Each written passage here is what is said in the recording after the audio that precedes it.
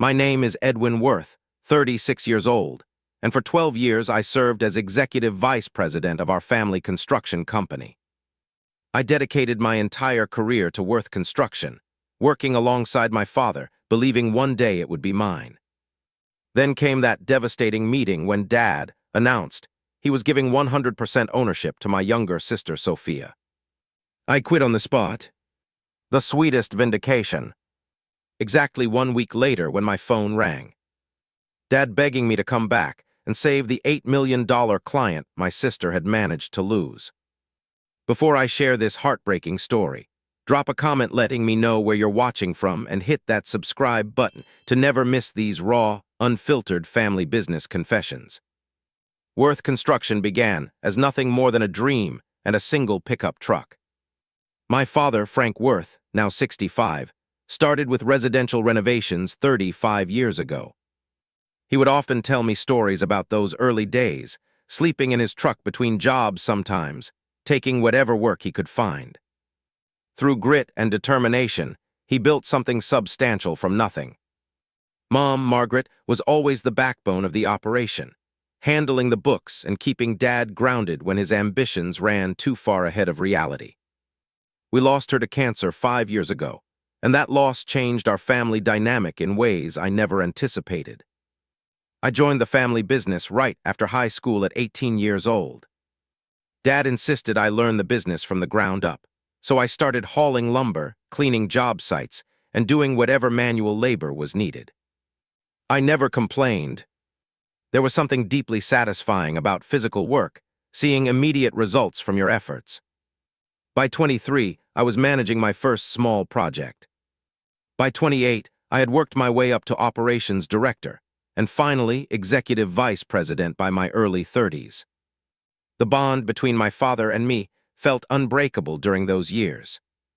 We would spend countless evenings reviewing blueprints at the kitchen table, discussing expansion plans, and dreaming about the future of Worth Construction. Dad would often put his hand on my shoulder and say, "One day, Eddie, all this will be yours. Just keep doing what you're doing." Those words became my North Star, the promise that guided my every decision. Under our combined leadership, Worth Construction transformed from a small local contractor into a regional powerhouse. When I first joined the company, our annual revenue hovered around $3 million. Through strategic planning and relentless networking, I helped grow that figure to $15 million within my first decade. The past few years had been particularly successful, with revenues reaching $40 million annually. Much of that growth came from relationships I personally cultivated with commercial clients, none more important than Westfield Corporation. Westfield was our crown jewel client, bringing in approximately $8 million of business each year through various development projects. I had spent years nurturing that relationship, taking their executives to dinners, attending their family events, remembering their children's names and accomplishments.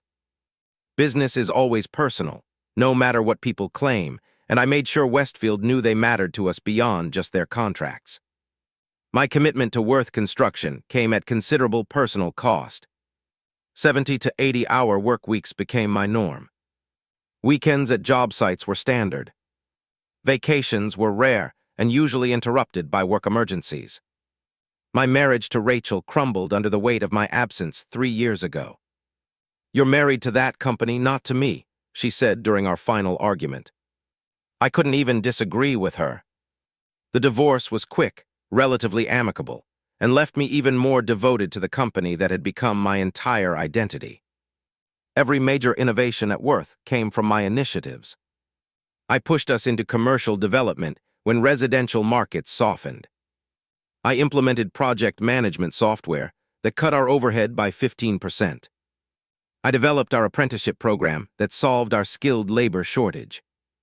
Dad was always the face of the company, the charismatic leader everyone loved, but I became its operational brain and beating heart. Then there was my sister Sophia, 5 years younger than me at 31. While I was learning construction by getting my hands dirty, Sophia was attending prestigious universities in Europe, with Dad footing the entire bill. Her business degree certainly sounded impressive, but it came with no practical experience. When she finally joined Worth Construction 3 years ago, Dad created a marketing director position specifically for her. To be fair, Sophia was personable and articulate. She revamped our website and increased our social media presence. But her contributions never seemed proportional to her privileges. She worked strict 9 to 5 hours, took extended lunches, and somehow managed to have every weekend free. The contrast with my own schedule couldn't have been starker. What really bothered me was the special relationship she maintained with Dad. They would have dinner together at least twice a week, just the two of them. When I would arrive at the office early, I'd often find them already deep in conversation in Dad's office, conversations that would abruptly change topic when I entered. I tried not to let it bother me. Dad was entitled to have a close relationship with both his children. But something about their dynamic left me uneasy, a feeling that would prove all too prescient. The first concrete sign that something was wrong came about 6 months ago. We were preparing for a major bid presentation with a potential new client, Jackson Properties. I had spent weeks preparing our proposal, running the numbers, and developing our strategy. The morning of the presentation, Dad casually mentioned that Sophia would be leading it instead of me. "She needs the experience, Eddie," he explained with a dismissive wave. "Besides, her marketing background will help us stand out from the competition." I was stunned but swallowed my objections. The meeting went reasonably well, though Sophia fumbled several technical questions that I had to answer from the sidelines. We ultimately won the contract, which Dad credited entirely to Sophia's fresh approach. That night, I noticed my invitation to the weekly executive dinner had somehow been forgotten. More concerning changes followed rapidly. Dad began excluding me from meetings with our banking partners, despite the fact that I had managed our financing relationships for years. Strategic planning sessions that had once been just Dad and me now included Sophia, and often her new marketing team members. My emails requesting financial reports started going unanswered, or were met with vague responses about streamlining information channels. The most alarming development was when Dad rejected my proposed expansion into municipal contracting, a move that would have diversified our client base. "Too risky," he declared. Yet 3 weeks later, Sophia presented virtually the same plan with minor cosmetic changes, and Dad enthusiastically approved it as innovative thinking. When I pointed out the similarity to my rejected proposal, Dad claimed there were fundamental differences he couldn't quite articulate. One Tuesday afternoon, I received a cryptic text from Mike Peterson, our family's longtime attorney. "Need to speak with you privately." "Not at the office." "Important. We met at a coffee shop across town later that day." Mike looked uncomfortable, fidgeting with his espresso cup. "I probably shouldn't be telling you this," he began, voice low. "But I've known you since you were a kid, and I can't stand what's happening.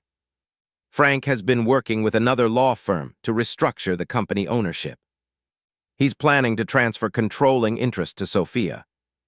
The words hit me like a physical blow. "That can't be right," I protested. "Dad's always said the company would eventually be mine. I've put my entire life into Worth Construction." Mike gave me a sympathetic look. "I've tried to talk sense into him, believe me. He keeps saying something about needing modern leadership for the company's future. Just thought you should know before it blindsides you." I spent the next several days in a fog, unable to process this betrayal. I started watching Dad and Sophia more carefully, noticing their secretive conversations, the way they would stop talking when I approached. Still, I wanted concrete proof before confronting Dad. That opportunity came unexpectedly when Dad left for a doctor's appointment, forgetting his office door was unlocked. I knew I shouldn't snoop, but desperation overcame my scruples. In his desk drawer, I found preliminary paperwork for a stock transfer agreement. The document outlined a plan to transfer 100% ownership of Worth Construction to Sophia, while retaining Frank as chairman emeritus. My name appeared exactly once, in a section discussing executive retention packages. Even more damning was an email chain I found on his unlocked computer.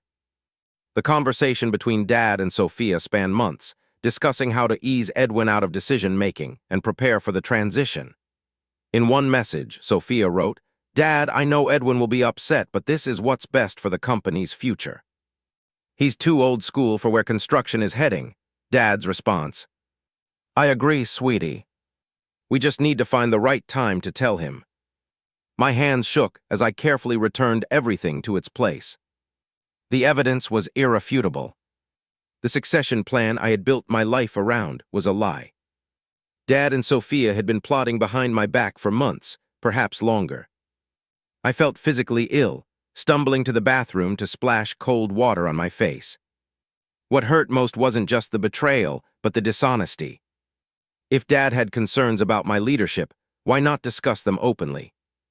If Sophia wanted a larger role, why this elaborate deception? I had never given either of them reason to believe I couldn't handle direct communication. Despite the evidence, some irrational part of me still hoped for an innocent explanation. Perhaps Dad was considering multiple options. Maybe these were just contingency plans. I decided to give him the opportunity to be honest with me before making any decisions. But the sick feeling in my stomach told me I was merely postponing the inevitable confrontation.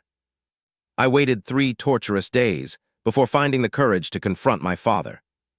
I chose a Friday evening when the office had emptied, knowing we would have privacy. Dad was reviewing project reports when I knocked on his open door. "Got a minute?" I asked, trying to keep my voice steady. "For you." "Always," Dad smiled, gesturing to the chair across from his desk. The familiar warmth in his eyes made what I was about to do even harder. "Dad, I need to ask you something directly," I began, my mouth dry. "What are your plans for the future of the company? Specifically, regarding ownership and succession?" His smile faltered slightly. "Why do you ask that now?" "Because I deserve to know," I replied firmly. "I've dedicated 18 years of my life to Worth Construction. I've sacrificed my marriage, my personal life, everything for this company. You've told me for years that I would take over someday. Is that still the plan?" Dad leaned back in his chair, suddenly looking every bit his 65 years. "Eddie, construction is changing. Everything is about digital presence, sustainability credentials, diversity initiatives. The industry isn't what it was when I started, or even when you joined." "That doesn't answer my question," I pressed. He sighed heavily. "I've been thinking that Sophia might be better positioned to lead Worth into the future. Her education, her marketing background, her connections with younger clients. These are valuable assets." The confirmation stung despite my preparation. And my 18 years of experience actually building this company counts for nothing. "Don't twist my words," Dad said, his tone hardening. "You've been crucial to our success. But leadership requires adaptation. Frankly, Eddie, you can be rigid in your thinking, set in your ways." "Set in my ways," I repeated incredulously. "I've implemented every major innovation this company has adopted in the last decade." "Technical innovations, yes," Dad conceded. "But Sophia brings social intelligence, networking abilities, a modern sensibility that resonates with clients today." The conversation quickly deteriorated. I brought up specific contributions I had made, contracts I had secured, problems I had solved. Dad acknowledged these but kept returning to vague platitudes about modern leadership and changing business landscapes. When I mentioned finding the stock transfer documents, his face flushed with anger. "You went through my private papers?" he demanded. "You were planning to blindside me with this decision after promising me the company for years," I countered. "Did you expect me to just smile and accept it?" Dad stood up, pointing his finger at me. "This attitude is exactly why I'm concerned about your leadership. Too emotional, too entitled. Sophia understands that business decisions can't be personal." "Nothing is more personal than family business," I shot back. "And nothing is more personal than betrayal." I left his office shaking with rage and hurt. That weekend was one of the longest of my life. I alternated between fury, disbelief, and crushing disappointment. I considered quitting immediately, but feared that would only validate Dad's concerns about my temperament. Instead, I resolved to prove my indispensable value to Worth Construction. Over the next several weeks, I redoubled my efforts at work. I arrived earlier and stayed later, often sleeping on the small sofa in my office. I developed a comprehensive 5-year growth strategy, complete with market analyses and financing options.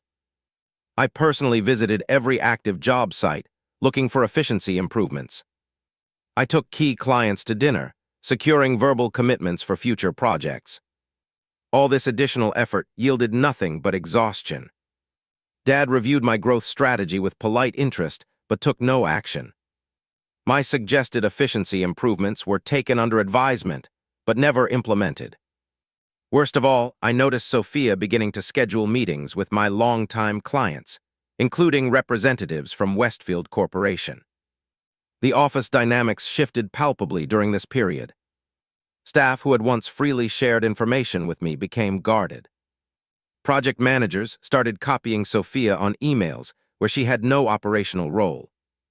The administrative assistant who had worked with me for years suddenly became unavailable to help with my projects, citing new priorities from upstairs. Sophia, meanwhile, began staffing up her department with former college friends. These new hires, with minimal construction experience, were suddenly weighing in on core business decisions. A new director of digital strategy questioned our estimating processes. A client experience coordinator suggested redesigning our project management workflow. Each criticism implied the same message. The old ways, my ways, were outdated.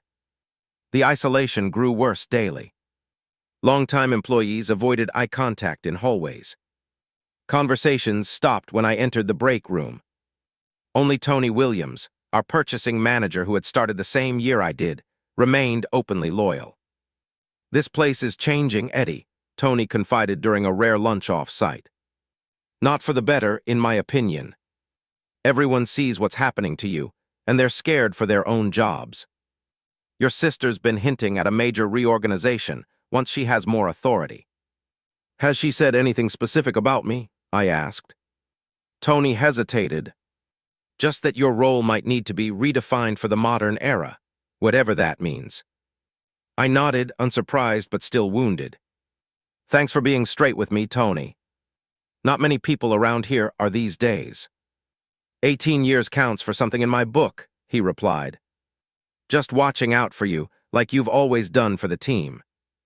That conversation with Tony was the first time I allowed myself to consider that my time at Worth Construction might truly be ending. The company that had been my identity, my purpose, and my future was slipping away. The question was no longer if I would lose my place, but when and how. And more importantly, what would be left of me when it happened. The email arrived on a Tuesday morning, its innocuous subject line belying its significance. "Important family meeting Thursday, 2 p.m. Recipients included only Dad, Sophia, and me. The location specified was not our conference room, but the formal boardroom we reserved for major client presentations. My stomach tightened. This was it. For the next 2 days, I moved through my duties like a sleepwalker. I finalized project budgets, approved supply orders, and conducted a site inspection, all while a countdown clock ticked in my head. Staff seemed to sense something momentous approaching, giving me sympathetic glances as I passed. Or perhaps I was projecting my own anxiety onto their ordinary expressions. Thursday arrived with cruel sunshine, a beautiful spring day that contrasted with my dark mood. I dressed carefully in my best suit, a small armor against what was coming. I arrived 30 minutes early, partly from habit and partly to gather my thoughts. The boardroom door was unlocked, so I entered. What I found confirmed my worst fears. 3 leather portfolios were arranged around the table, each containing identical documents. I flipped through mine quickly. Formal stock transfer agreements, corporate bylaw amendments, new organizational charts. Everything was prepared, printed, and ready for signatures. My name appeared under a box titled Executive Management, with a dotted line connecting to CEO. "Sophia Worth," After 18 years, I was to report to my sister, who had joined the company just 3 years ago. I was still absorbing this reality when Dad and Sophia entered, accompanied by a man I recognized as Bradford Keller from the law firm Peterson had mentioned. Dad looked solemn but determined. Sophia wore a neutral expression that didn't quite hide the triumph in her eyes. They seemed momentarily surprised to find me already seated and reviewing the documents. "Edwin," Dad began formally, "thank you for coming. As you can see, we have important matters to discuss regarding the future of Worth Construction." I said nothing, waiting. Let them present their betrayal in their own words. "The construction industry is evolving rapidly," Dad continued, settling into his chair at the head of the table. "To stay competitive, Worth Construction needs progressive leadership aligned with modern business practices and digital integration." The lawyer nodded supportively, while Sophia straightened her portfolio with manicured fingers. I remained silent. "After careful consideration," Dad said, "I have decided to transfer 100% ownership of Worth Construction to Sophia, effective immediately upon signing these documents. She will assume the role of Chief Executive Officer, with me transitioning to Chairman Emeritus in an advisory capacity." He paused, perhaps expecting an outburst. When none came, he continued with increasing confidence.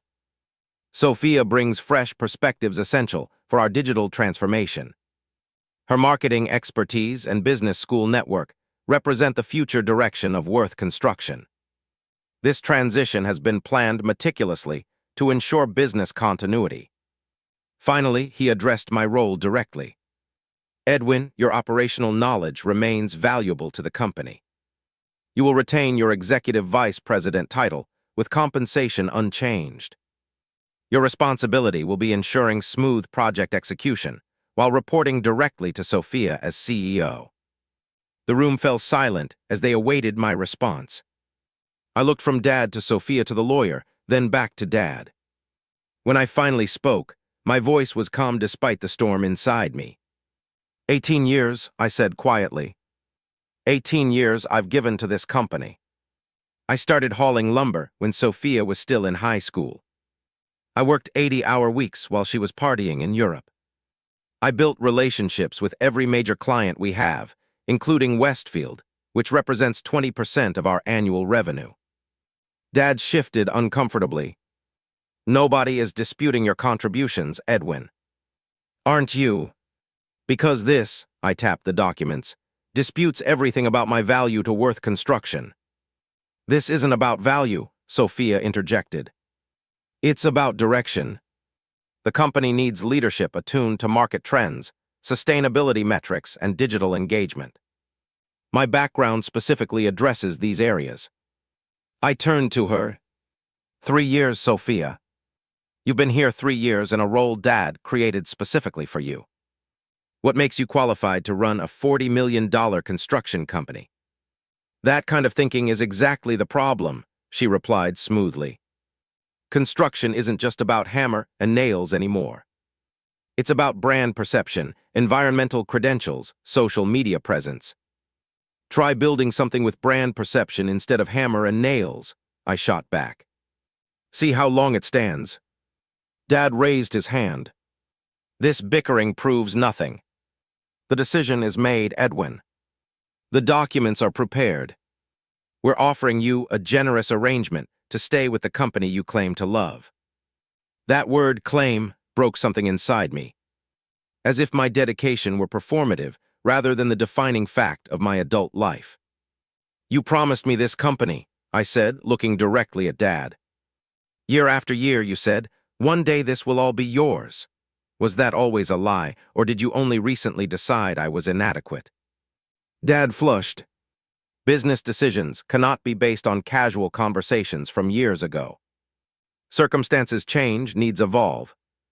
The circumstances that changed were your retirement plans," I responded. "You realized you needed someone to run the company while you played Chairman Emeritus. And you decided that person should be your daughter, not your son, regardless of experience or contribution." "That is unfair and unprofessional," Sophia snapped. I laughed bitterly. Unprofessional. Was it professional to plan this behind my back for months? To discuss easing Edwin out in emails you thought I would never see? To undermine me with staff while pretending nothing was changing? Dad paled. You read private correspondence. I did what was necessary to uncover the truth when it became clear you would never offer it voluntarily, I replied. And the truth is that neither of you had the courage to be honest with me. You constructed elaborate justifications for what is, essentially, favoritism. This meeting is becoming unproductive, the lawyer interjected smoothly. Perhaps we should focus on the agreements before us. I stood up slowly, gathering the documents into a neat pile. For a moment, I considered all possible responses. Begging, threatening, negotiating. None would restore what had been broken here today, the trust shattered beyond repair. I have given everything to Worth Construction, I said quietly. My youth, my marriage, my dreams, all invested in a future that apparently never existed. I cannot and will not stay to watch Sophia dismantle what I helped build while pretending to report to someone with a fraction of my experience. I placed the unsigned documents in the center of the table. I resign, effective immediately. My office will be cleared by end of day. The shock on their faces gave me the first genuine satisfaction I had felt in months. Dad recovered first, his expression shifting from surprise to anger. Don't be dramatic, Edwin. This is your livelihood. Where will you go? What will you do? I don't know, I admitted. But I know my worth now, even if you don't. And I won't stay where I'm not valued. As I walked to the door, Sophia called after me, You're making a huge mistake. This is just emotional reaction, not rational thinking. I paused at the threshold. No, Sophia. The mistake was believing that family and loyalty still meant something in this company. I wish you luck. You're going to need it. With that, I closed the door on 18 years of my life and stepped into uncertain freedom. The walk to my office felt surreal, as if I were moving through someone else's life rather than my own. Employees watched curiously as I passed, surely noting my early return from the mysterious meeting. I closed my office door, something I rarely did, and sat at my desk, staring at the familiar surroundings that would soon no longer be mine. Photos from project completions lined one wall. A model of our first commercial development sat on a credenza. My engineering degree hung beside industry certifications, earned over years of continuing education. Each item represented a piece of my professional identity, all suddenly rendered meaningless by a single meeting. The reality of my decision began sinking in. I had just resigned from the only real job I had ever known. At 36, I was starting over completely. No income, no clear direction, no professional identity beyond former executive at Worth Construction. The enormity of it threatened to overwhelm me. A soft knock interrupted my spiraling thoughts. It was Donna, my administrative assistant for the past 7 years. Is everything okay, Edwin? She asked, concern evident in her voice. People are saying there was some kind of big meeting. I saw no reason to hide the truth. I've resigned, Donna. Effective immediately. Sophia is taking over as CEO with full ownership of the company. Her hand flew to her mouth. Oh my God. Are you serious? After everything you've done here. Apparently 18 years counts for less than a marketing degree and being the favorite child, I said, attempting humor but hearing the bitterness in my voice. Donna shook her head in disbelief. This is wrong. Everyone knows you're the backbone of this company. What can I do to help? Her loyalty touched me deeply. Could you find me some boxes? I need to pack my personal items. As word spread, several longtime employees stopped by my office. Tony from purchasing brought coffee and offered to help pack. Carlos from project management expressed shock and concern. Jennifer from accounting slipped me her personal number, saying, When you land somewhere new, call me. I might be looking for a change too. Their support was heartening, but it couldn't change my circumstances. I methodically emptied drawers and cleared shelves, separating company property from personal items. 18 years of work life condensed into 3 cardboard boxes. It seemed simultaneously too much and too little. Dad didn't appear during this process, but Sophia made a brief, awkward visit. She stood in my doorway, arms crossed defensively. "This reaction is completely unnecessary," she said. "Nobody asked you to leave." I continued packing without looking at her. "Nobody asked me to stay in any meaningful way either." "You were offered the exact same compensation and title," she argued. Only the reporting structure changed. Finally, I faced her. After being promised leadership for nearly 2 decades, I was suddenly supposed to report to my younger sister with 3 years of experience. "Can you honestly say you would accept that arrangement in my position?" She hesitated, then sidestepped the question. "The decision was based on what is best for the company going forward." "No," I corrected. "It was based on what Dad wanted, which was to give you everything regardless of merit. Enjoy your unearned position, Sophia. I hope it brings you happiness." She flinched as if slapped. "Your resentment is unprofessional and unfair." Perhaps, I acknowledged, sealing the final box. But at least it's honest, which is more than I can say for how this situation was handled. Sophia left without further comment. By 4:30, my office was cleared of personal effects. I wrote brief handover notes for active projects, emailed them to relevant project managers, and copied HR. I handed in my company phone, credit card, and building access card to a teary-eyed receptionist. Then, carrying my 3 boxes, I walked out of Worth Construction for the last time. The following days passed in a fog of disorientation. I rented a small, furnished apartment downtown, unable to face returning to the house I had rarely spent time in anyway. I ignored calls and messages from Dad, Sophia, and various company executives.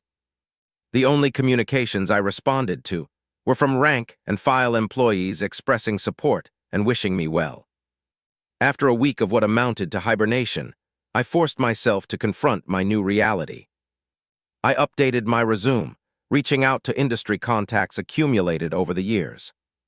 To my surprise, word of my departure had spread quickly throughout the local construction community. Several competitors expressed interest in meeting, though I knew any discussions would be complicated by non-compete clauses in my previous employment contract. One particularly interesting call came from James Harrington, CEO of Stellar Construction, Worth's main regional competitor.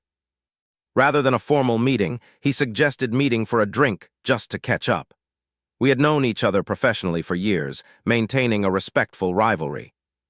"I won't beat around the bush, Edwin," James said after we had settled at a corner table in a quiet bar. "Your split from Worth has been the talk of the industry. People are confused. You were practically synonymous with that company." "Life takes unexpected turns," I replied neutrally. James nodded. "Indeed it does. Look, I know you likely have non-compete restrictions. But I also know talent when I see it. We might have a place for you at Stellar once those restrictions expire. In the meantime, perhaps a consulting arrangement could work." The offer was tempting and terrifying simultaneously. Working for Worth's biggest competitor would burn any remaining bridges with my father. Yet the prospect of putting my experience to use again was undeniably attractive. "I appreciate the interest, James," I said carefully. "Let me think about it." Meanwhile, I began hearing concerning rumors about Worth Construction. Several key employees had resigned following my departure. Tony and Jennifer, true to her word, had both given notice. Project managers reported confusion over authority and decision-making processes. Most worryingly, clients were expressing concerns about continuity and stability. These developments gave me no pleasure. Despite everything, I didn't want to see the company my father built, that I had helped grow, struggle, or fail. Yet I couldn't deny a certain vindication. My value was becoming apparent in my absence, though too late to change anything. 2 weeks after my resignation, an industry newsletter published a brief item noting that Worth Construction had lost several experienced personnel and was facing transition challenges under new leadership. The article specifically mentioned that Westfield Corporation, our largest client, had expressed concerns about project continuity following executive departures. Reading this, I felt a complex mix of emotions. Sadness for the company's struggles, anger at the preventable nature of these problems, and yes, a small, petty satisfaction that my contributions were being recognized, if only through their absence. Whatever happened next, I was determined to move forward, not back. Worth Construction was my past. I needed to find my future. Exactly 1 week after my resignation, my phone rang with a familiar number. Dad. I had ignored his previous calls, but something told me to answer this one. His voice sounded strained, lacking its usual confident tone. Edwin, we need to talk. It is urgent. I think we said everything that needed saying in that boardroom, I replied coolly. Please, son. This is about Westfield. The desperation in his voice was unmistakable. Westfield Corporation had been our most valuable client for years, responsible for approximately $8 million in annual contracts. I had personally cultivated that relationship from its beginning, taking Robert Westfield from skeptical prospect to loyal client through years of attentive service and consistently excellent work. What about Westfield? I asked despite my better judgment. Dad sighed heavily. They are threatening to terminate all contracts with us. Sophia had a meeting with them yesterday that went poorly. Robert is demanding to speak with you directly. A wave of conflicting emotions washed over me. Concern for the company that had been my life, satisfaction that my value was finally being recognized, and lingering anger at how I had been treated. And what exactly do you expect me to do about that now? I asked. Come back, Dad said simply. Help us fix this. If we lose Westfield, we lose 20% of our annual revenue overnight. We might have to lay off dozens of workers. The mention of potential layoffs struck a nerve. Many of those workers were people I had hired, trained, and worked alongside for years. They were not responsible for the poor decisions of ownership.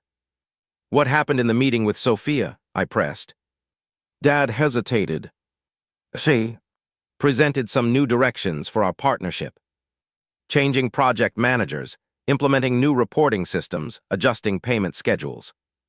Robert was concerned about disruptions to ongoing projects. When he asked specific technical questions, Sophia couldn't answer them adequately. The meeting deteriorated from there. I could easily imagine the scene. Robert Westfield was old school, valuing experience and straight talk over flashy presentations and business jargon. Sophia's approach would have immediately raised his suspicions. So now you need me to clean up this mess, I observed. Edwin, I know you're angry, and you have every right to be, Dad admitted, his voice softening. But this is bigger than our disagreement. This affects everyone at Worth Construction. Please just meet with us to discuss options. Against my better judgment, I agreed to a meeting the following morning at a neutral location, a coffee shop downtown. When I arrived, Dad was already there, looking tired and older than I remembered.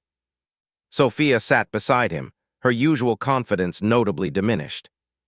Thank you for coming, Dad began as I sat across from them. The situation is worse than I initially explained. Westfield has formally notified us of their intent to terminate all contracts within 30 days, citing concerns about management stability and project continuity following your departure. They specifically mentioned you by name, Sophia added reluctantly.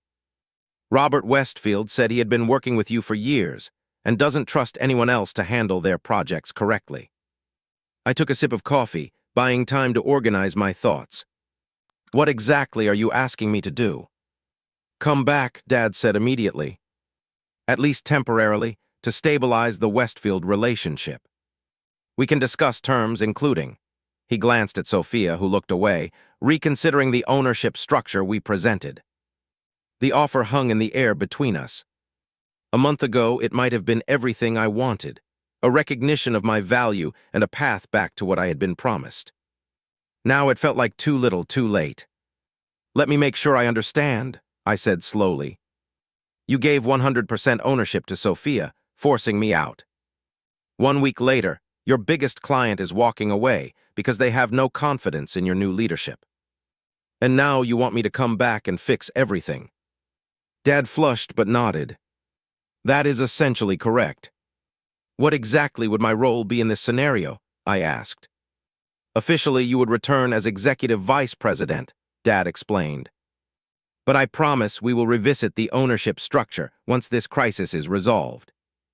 Perhaps a more equitable distribution between you and Sophia.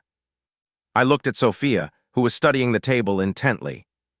And you agree to this? She met my eyes briefly. If it saves Westfield, yes. I considered the proposal carefully. Returning would certainly be the easiest path. I knew the company, the clients, the projects. I could likely salvage the Westfield relationship, given my history with Robert. The promised ownership stake was attractive, representing partial fulfillment of what I had worked toward for years. Yet something felt wrong. The offer came not from recognition of my value, but from desperation in a crisis. Once the immediate danger passed, what assurance did I have that anything would truly change? The trust between us had been fundamentally broken. I need to think about it, I said finally. And I need to speak with Robert Westfield directly before making any decision. Dad seemed relieved even at this non-committal response. Of course. Take the day. But please remember how many people depend on Worth Construction for their livelihoods. After they left, I sat alone with my coffee, weighing options. Part of me wanted to help, to save the company and the jobs at stake. Another part recognized that returning would mean re-entering a toxic family dynamic with only promises, not guarantees, of change. I called Robert Westfield directly from the coffee shop. He answered on the first ring. Edwin, I was hoping to hear from you. This situation at Worth is concerning, to say the least. I heard there were some issues at yesterday's meeting, I acknowledged. Robert snorted. Issues? Your sister showed up with a 23-year-old client relations coordinator who could not answer basic questions about our active projects. When I asked about continuity of project management, she talked about digital transformation and streamlined communication protocols without any specifics. It was corporate doublespeak at its worst. I see, I replied, unsurprised but still disappointed. Look, Edwin, I've worked with you for 7 years. You understand our needs, our timelines, our quality standards. This new arrangement at Worth doesn't inspire confidence. I need to protect my company's interests. I understand completely, I assured him. Dad has asked me to return to Worth to help manage the transition. There was a pause on the line. And will you? The question crystallized everything. Would I return to Worth Construction? Could I work under Sophia after everything that had happened? Would promises of future equity be enough to restore my commitment to a company that had discarded me so easily? Robert, I need to ask you something, I said instead of answering directly. If I were to join another construction firm, one with similar capabilities to Worth, would you consider bringing your business there? In a heartbeat, he replied without hesitation. Our relationship is with you, Edwin, not with Worth Construction specifically. I trust you to deliver what you promise. That trust has been earned over years. His words cemented my decision. After ending the call, I texted Dad. I've made my decision. We'll meet you at your office at 5 p.m. The afternoon gave me time to speak with James Harrington at Stellar Construction again, outlining a potential arrangement that would comply with my non-compete restrictions while still allowing me to bring value to his organization. By the time I arrived at Worth Construction for my meeting with Dad, I felt a clarity that had been missing for months. Dad was alone in his office, looking hopeful when I entered. Have you spoken with Robert? He asked immediately. I have, I confirmed, taking a seat. He explained his concerns in detail. And you'll help us address them? The question was more plea than inquiry. I looked at my father directly. No, Dad. I won't be returning to Worth Construction. His face fell. Edwin, please reconsider. We can make this right. Partial ownership, better title, whatever you need. It is not about ownership or titles anymore, I explained calmly. It is about trust, respect, and recognition. Those can't be granted in crisis, then withdrawn when convenient. You made your choice when you gave Sophia the company. Now I'm making mine. What about the people who will lose their jobs if Westfield walks away? He demanded, a note of anger creeping into his voice. That consequence rests entirely with the decisions you and Sophia made, I replied evenly. You chose an inexperienced CEO over someone with 18 years of proven results. The fallout from that decision is not my responsibility to fix. Dad stared at me, shock giving way to understanding. You're going to Stellar, aren't you? Taking Westfield with you? I've accepted a position as Vice President of Operations at Stellar, I confirmed.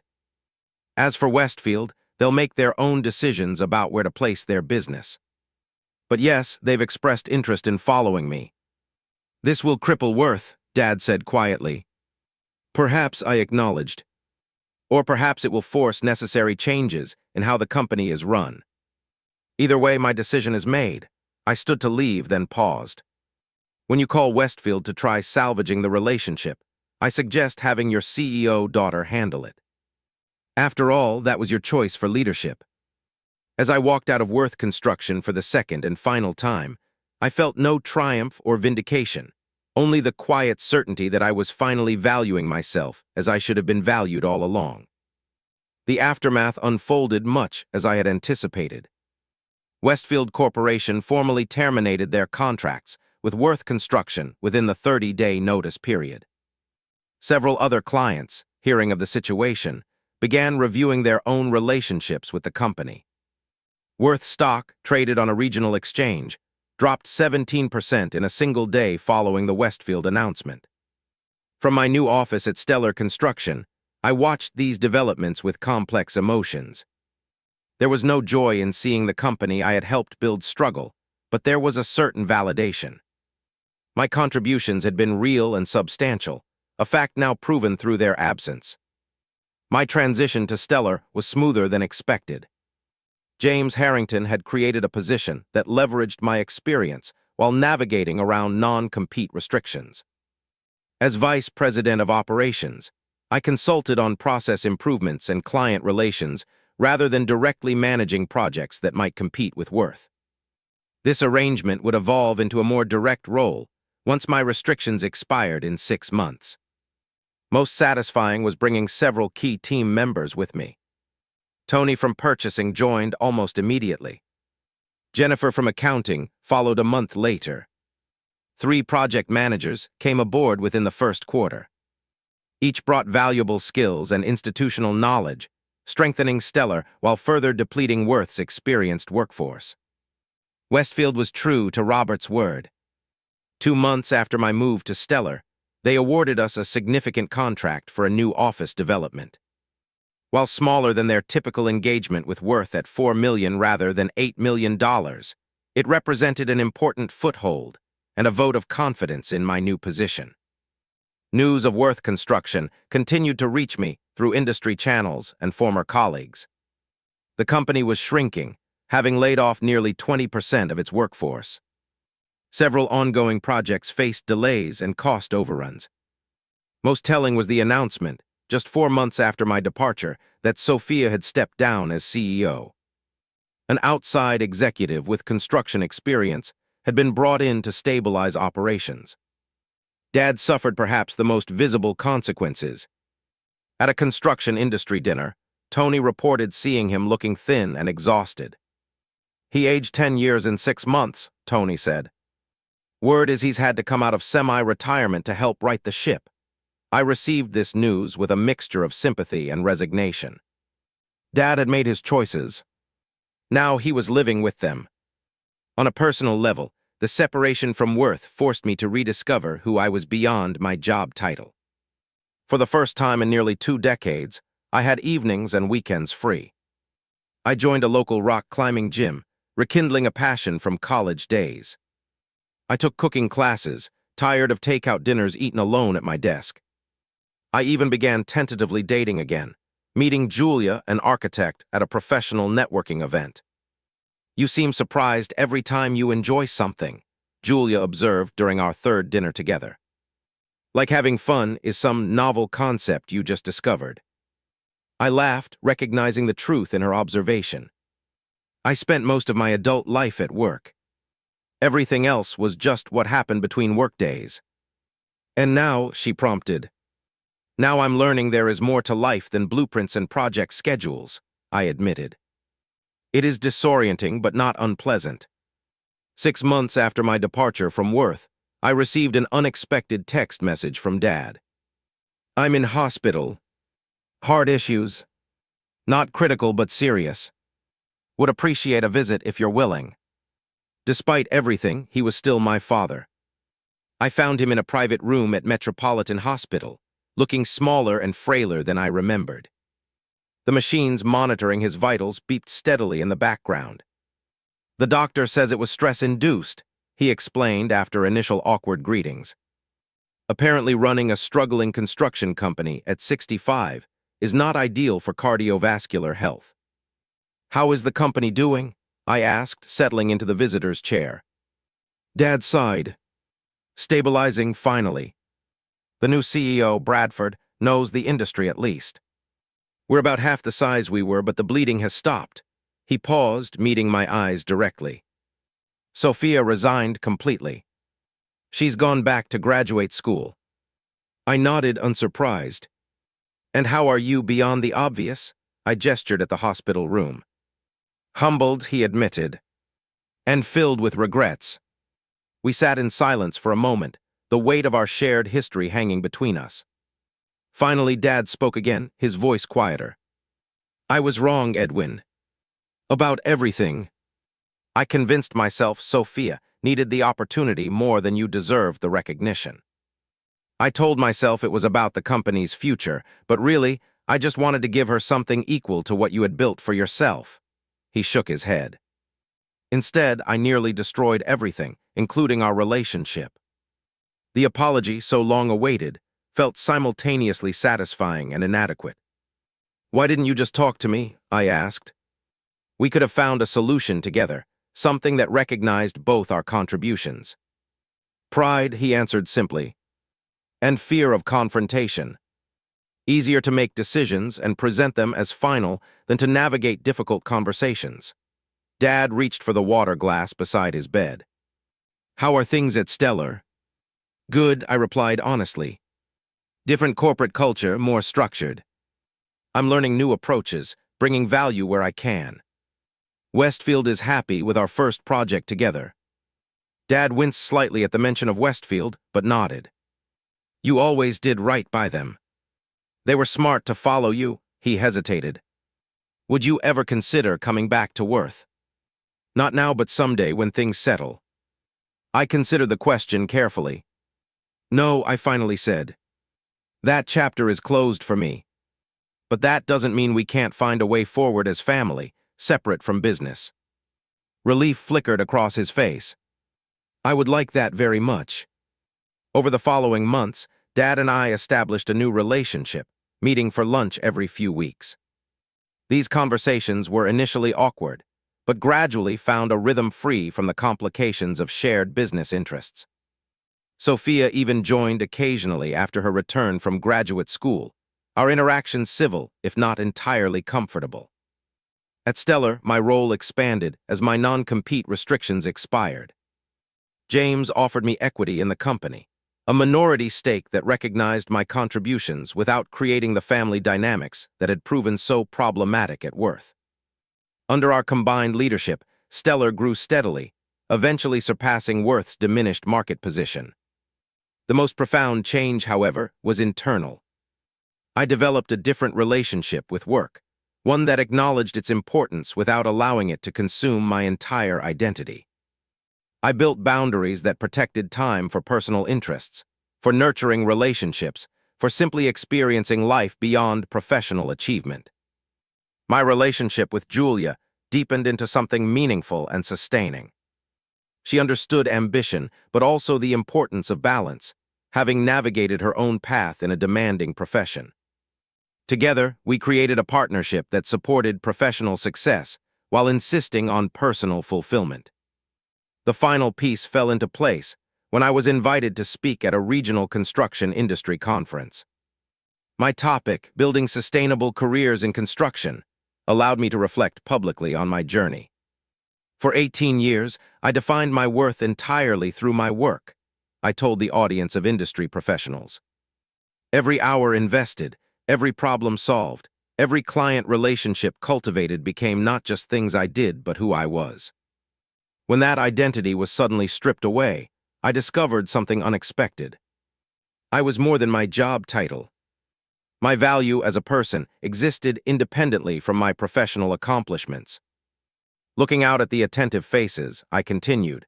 The construction industry builds physical structures, but we must be equally intentional about building lives that can withstand unexpected disruptions. Success that comes at the cost of everything else, that sacrifices health, relationships, and personal growth, is ultimately an unstable structure, vulnerable to collapse under pressure. As I concluded my speech to enthusiastic applause, I spotted Dad sitting in the back row. He caught my eye and nodded once, a gesture of respect and perhaps understanding. We had both learned difficult lessons about value, identity, and the true meaning of success. Sometimes life tears down what you've carefully constructed to make room for something stronger, more balanced, and ultimately more fulfilling.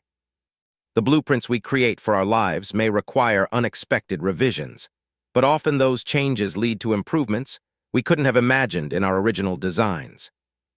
In losing what I thought defined me, I found a more authentic version of myself, one that no corporate decision could ever take away. Have you ever experienced a moment when losing something important unexpectedly led to positive change in your life? Drop your stories in the comments below, and make sure to like, subscribe, and share this video if it resonated with you. Thank you for listening to my journey, and remember, your true value isn't determined by a title, a company, or anyone else's decision. It exists within you, waiting to be recognized and honored by the person who matters most, yourself.